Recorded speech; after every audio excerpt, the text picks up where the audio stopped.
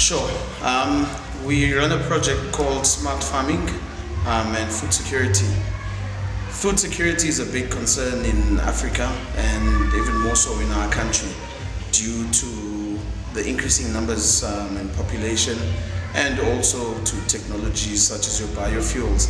And you are finding that because of the rising costs, it's difficult for new and young players to enter into the agricultural field. So we come up with innovative ways to be able to do the same production or do more production at less costs, and also cutting out the exorbitant costs to enter into the farming market.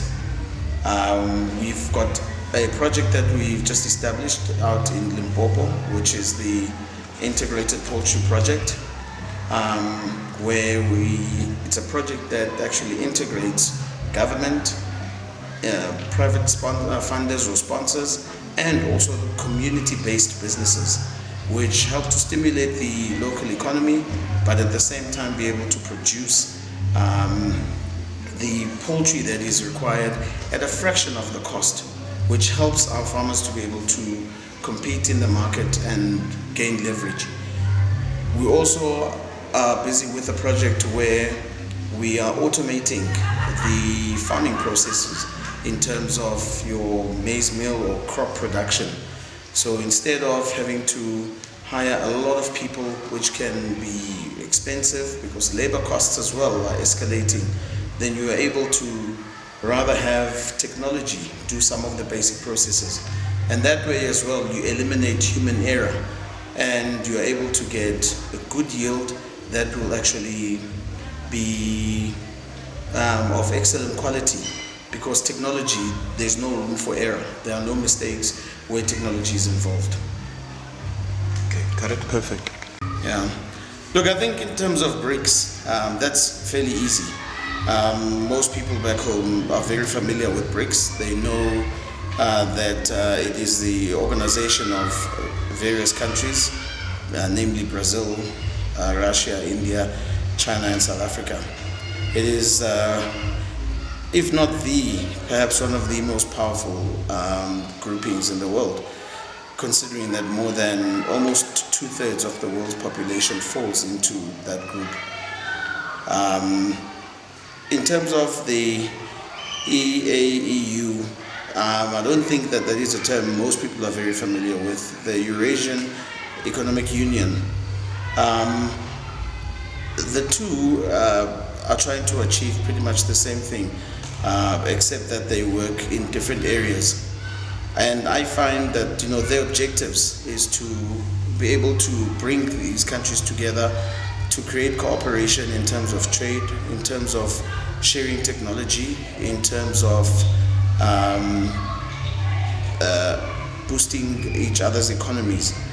And I think that these groupings are very important because throughout history we've seen that no one nation has ever really become successful without working together with its own allies. Even during the world wars, we have seen that you would get the superpowers will come together and form an alliance, and that is what has helped them to be able to beat their enemies.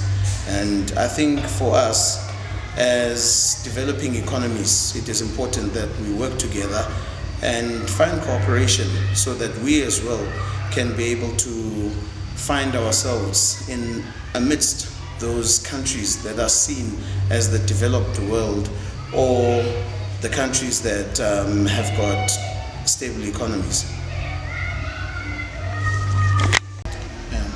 I think the unification of the Eurasian Economic Union and BRICS is very important. Majority of the world today is controlled by your developed nations, your United States of America, the United Kingdom, and most of your European countries. And these countries, I feel, have gotten to where they are today on the backs of the less developed countries, which you find within BRICS and the Eurasian Economic Union. However, I also believe that those countries are not really interested in seeing great development for those countries.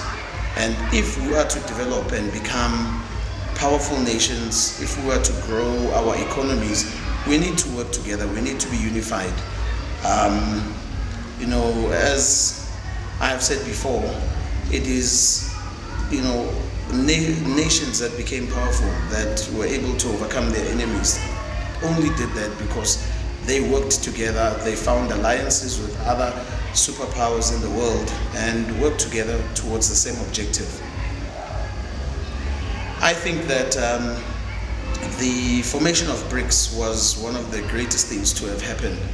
And together with the Eurasian Economic Union, we will be able to lift up the so-called third world economies and bring them to the level of being world-class or first-class economies.